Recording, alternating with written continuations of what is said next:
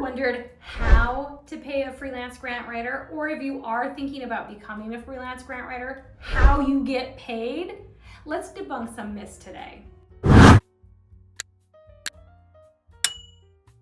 Hi, I'm Holly Rustick with Grant Writing and Funding, and we have a ton of resources for grant writers and people thinking about becoming freelance grant writers or building a grant writing consultancy. One of the biggest urban myths that I hear about paying grant writers is this. Oh, I think I can pay a freelance grant writer on commission, meaning a certain percent of that grant that gets awarded will just pay the grant writer for the work that they've done. Now, if you're a nonprofit, this may seem like a win-win situation for you because you only need to invest in the grant writer if the grant gets awarded. Well, that is totally unethical and you just can't do it. To not pay someone for their work, even if the grant doesn't get awarded, that they're writing, they spend a lot of time in developing those grants. Once the grant is finished, it becomes a product that can be used again and again and again. So, according to Grant Professional Association and a lot of different other organizations out there, paying a grant writer on commission is considered unethical and against best practices. Now, the second reason is a lot of times the grant doesn't get awarded is not actually the grant writer's fault, right? It might be some of the responsibility of the nonprofit. And what I mean by this is maybe you haven't submitted the most qualified people to actually run the program that have all of the descriptions and expertise and experience that the grant is asking for. Maybe you don't have a large portfolio of securing certain types of grants or funding, and they're looking for someone that has, the funding source that is looking for somebody that has a little bit more history, a little bit more maturity in that. And there's a ton of other reasons, right? Maybe you actually said, let's go after this grant, but you as a nonprofit were actually mission drifting, all right? That's not actually the best grant to apply for. And maybe your freelance grant writer even said, hey, that's not the best grant to submit for, but you pressured them to go ahead and submit it. So take some ownership. These are things that happen, and they happen quite often. Now, the other reason that the grant may not get awarded is that it might just not have been the best fit aligning with the program priorities of the funding source.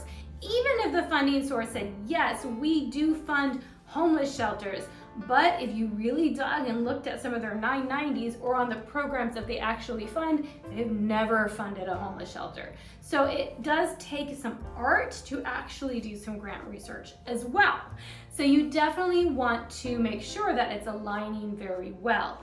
Now, another reason is just funding sources, they get so many grant applications. So even if your grant scored very well, they just, maybe someone eked out just a bit above yours or had some bonus points that you weren't eligible for and they got awarded. Maybe the funding source, and this is very common for foundations, they just said no because you're a nonprofit. This is the first time they've applied for that grant. And a lot of foundations will actually say no on average about 3 times before they say yes. And this is just like dating. They actually want to date you and get to know you and your nonprofit, and that you're not going to dissolve and that you have staying power. And however frustrating this may be is kind of what's going on right now.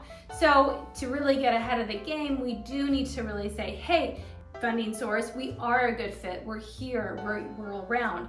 And being able to submit really good grants that show that relationship, and to actually maybe call the funding source beforehand if you can, right? Have relationships, those types of things can all help as well. And here's the thing, even if you get a no, you turn in a grant application, the funding source says no, the federal ones will actually give you feedback.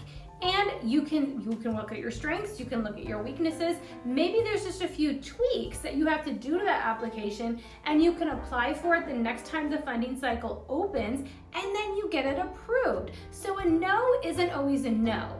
Now here's another reason a no isn't always a no from the funding source's perspective, is sometimes I've had this happen. We had submitted a grant and we scored a 99, which is super high, but they had bonus points and we weren't eligible for the bonus points. But they did come back a year later and say, hey, you guys scored really high and we did have some more funding that came in, or people didn't all expend all of their grants, so they had a little bit more money, and they funded it a year later. So these things happen all of the time. So it's really hard to say, like, oh, you've written it and then the freelance grant writer isn't with you anymore, but the fruit of that product can actually get funding. You can also use that grant application that got a no, and you can submit it to other grants that may get a yes.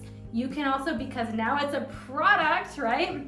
You can take that product, you can pull stats from it because of all the research that goes into a grant, all of the outcomes and outputs and all of the things that go into writing a grant. You can pull that from there and you can use that for your website copy. You can put social media posts out. You can turn it into a 2-page fundraising appeal. You can put it on your crowdfunding campaign. You can make a corporate solicitation letter. There's so many things that you can do that will have the fruits of getting funding. So repurposing that product, that grant, even if you get a no from one source, you can do so much to get funding again and again because of all of the work that freelance grant writer puts into writing the grant. And of course, the biggest thing is you can't do it. You cannot pay a freelance grant writer from that grant budget, especially federal grants. That is a big no-no.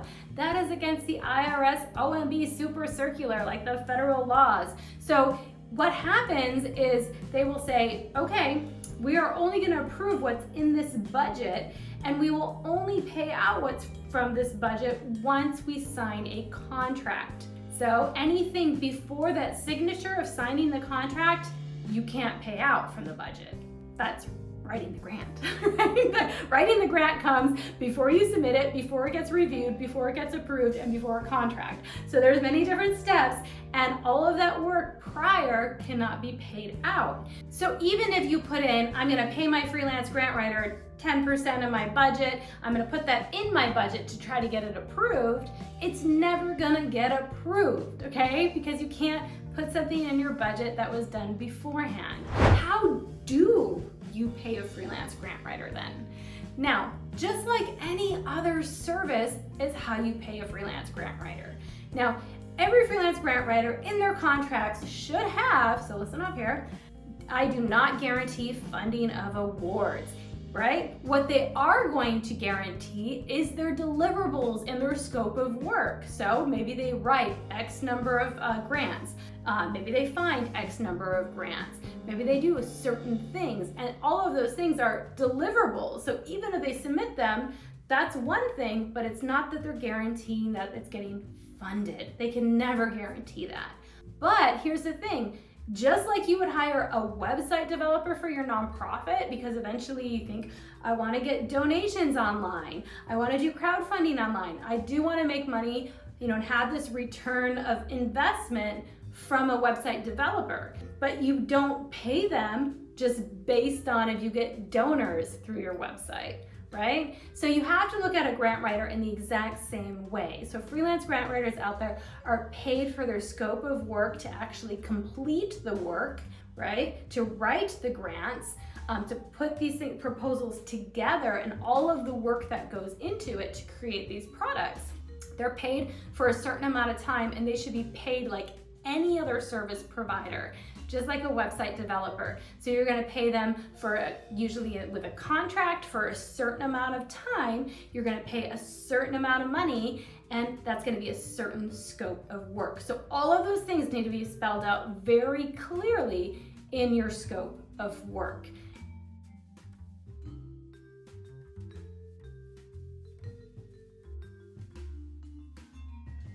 And that's it. That's how simple it can be. So good luck to all of you guys with freelance grant writing, all of you freelance grant writers in there. Educate nonprofits why you do not get paid on commission. Never do that. And nonprofits out there, this is good for you to rethink how to pay freelance grant writers and how to really look at even grants that get turned down. Don't throw them in the trash. There's so much you can do with them. There's so much work that goes into it. All right, so go ahead and check out all of our freelance grant writing services and our resources so we can help you start or grow a freelance grant writing business.